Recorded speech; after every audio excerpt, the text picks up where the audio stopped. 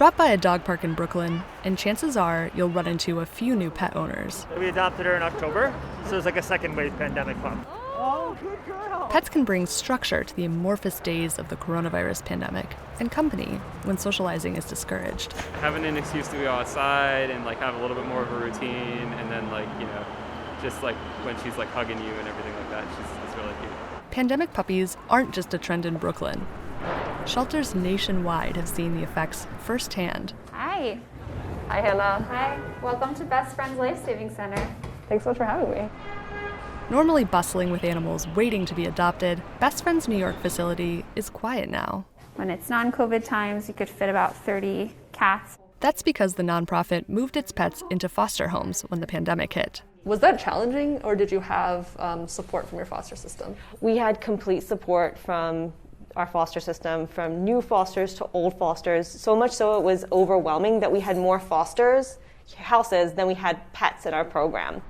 Fitzgerald, who fostered and adopted during the pandemic, understands the hype. Animals don't care about COVID. They don't care about if you have a job, if you've worked 12 hours and you're on your 20th Zoom call. They're just like, we love you, we're happy to be home. So I think just the pure joy of having them in your life is what's really inspiring people.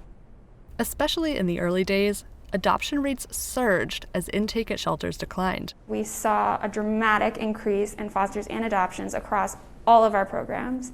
Here in New York City, we saw thousands of adoption surveys come through, people requesting animals.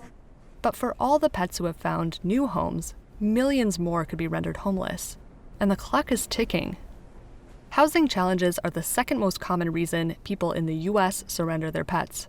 If even a fraction of the 30 to 40 million people currently at risk of eviction own pets, that's millions of animals that could be heading to local shelters. Why is it that people risk losing their pets when they lose their homes? And, what happens to these pets when they're surrendered? So if somebody gets evicted from an apartment where they have a pet, and then their only option might be housing where pets aren't allowed, there's a member of their family who suddenly is at risk. So what can we do to help curb that?